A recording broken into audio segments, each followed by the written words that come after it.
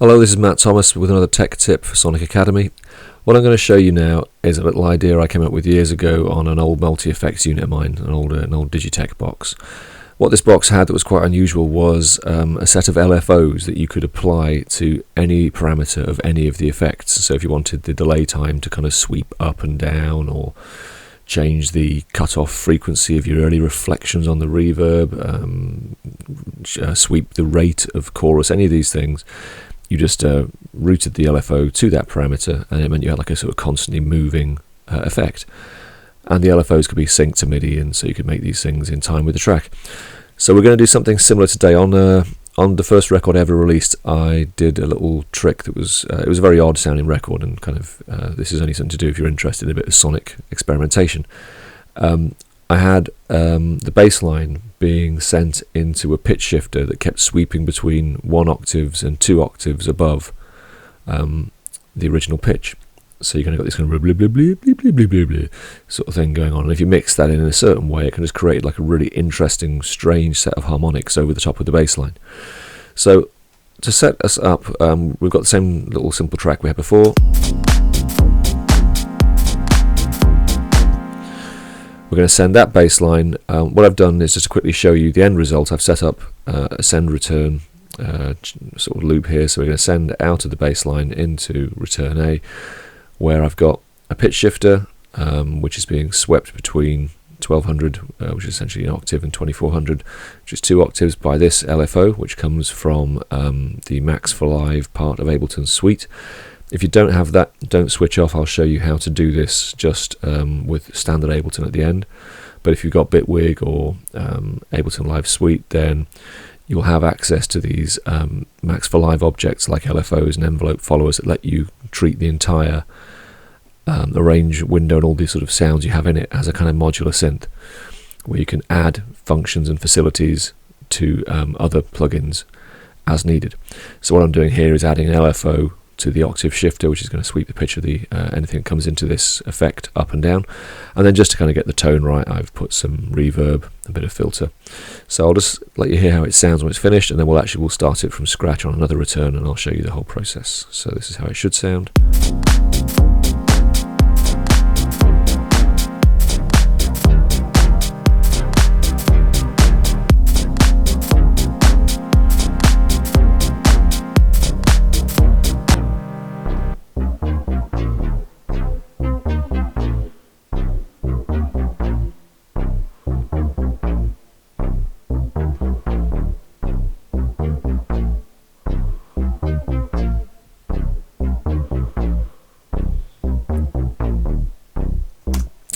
So as you can hear, it's quite an interesting but a bit of a weird mutant-y sound. I like this kind of stuff. It depends what you're making. If you're making very pure melodic clean sort of stuff, then maybe it's not going to work for you. It'll be a bit ugly. If you're making kind of pretty grungy frequency led stuff, then this is great. I mean, the track I used it on just balanced it in just right. It just created this little strange little thing which catch your ear now and then, and it just drifts in and out of time. So yeah, I liked it. So I'll show you how to do that, but we're not doing this just to say, hey, you should nick this one effect. What we're saying is, hey, you should get LFOs or whatever and route them into parameters in your effects and see what you come up with, because it's putting stuff where it shouldn't go that sort of creates and finds these new sounds. So I will just give you a solo of the return for a second.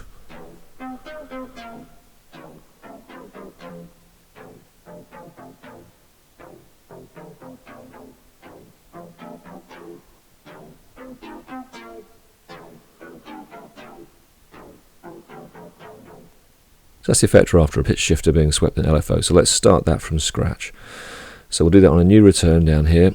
So we want the Octave Shifter. So let's find that. I can't remember who makes it, I'll be honest. It's another one of the free pitch shifters I found when I was searching around earlier. So it will be Octave Shifter in Audio Units. Audio Wish. Okay, so if you want to look for that one, Octave Shifter 2 by Audio Wish. I'm going to stick that on return beat. Very simple. You've got 5 parameters. One is the pitch. These 3, and well, these 4 are really just to do with the sort of the technicalities of how it does the transformation. And so switching these around will slightly change the sort of quality and the character of the pitch shift. What we mainly want to do is get this pitch sweeping up and down. So to do that, I need to go into Max for Live. Let's get rid of this, stick in LFO and see what we find. There you go, LFO 0, which I quite like using. Let's stick that one there. You can use any of these LFOs. There's the ones that come with Ableton itself, and then there's the whole massive, primarily free Max for Live library that you can find.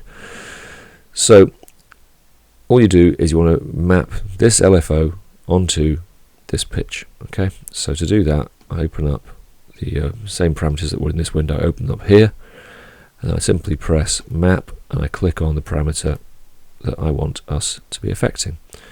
And if you see now, when I hover over pitch, if you look at the bottom, the little red window appears and it says this parameter is disabled because it is controlled by a Max device. Okay, so now if I try and move this, I can't. The LFO is controlling it, but it's not moving because we've got no amount. So if I increase the amount, you'll see the graphic interface starts to show us it, and the pitch starts to sweep up and down. Now, as I say, I want to sweep between 0 and well, even let's try between 0 and 2400, a slightly different sound than before. So let's slow this down, the frequency of the LFO, slow it right down so we can see what we're moving between. Okay, we've got a nice slow moving curve now. It's bottoming out around -700 and peaking around about +700. So I want to end up, if I'm trying to get from, like, say 0 to 2400, I need it to be doing 1200 in each direction. Okay, because that's 2400 altogether. Okay, there we go, from -11 to nearly +11, so a couple more.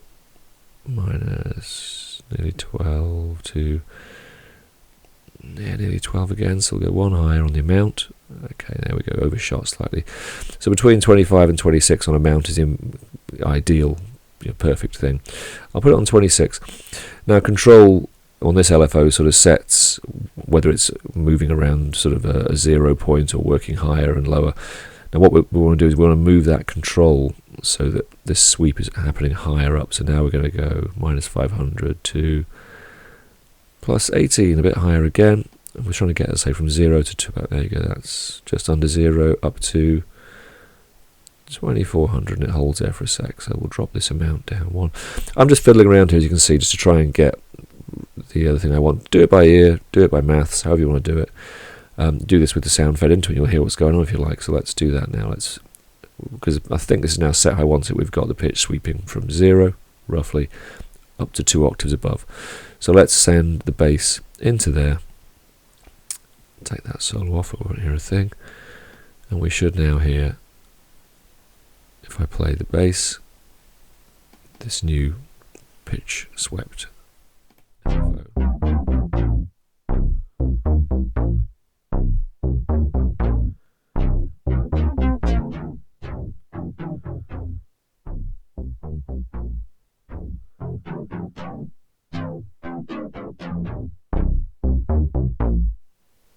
Okay, now the last thing I'm going to show you is, as I said before, you don't actually have to be doing this with an LFO or have to be using the Max for Live stuff.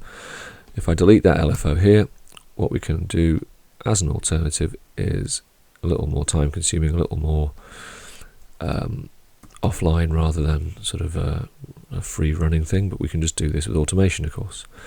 So down here we've got the Octave Shifter, and simply make sure we've got pitch. Yeah, there's pitch. And if I put points in at, there we go, a little one there, and a little one there. Then when I press B, there we go. We've now got the points that I quickly made there with a pencil. And if I delete the stuff I don't want, we end up with, an LFO sweep over 4 bars. Okay, so it goes up and down and up again. And so if I send the bass into there, we should now hear the pitch sweeping up.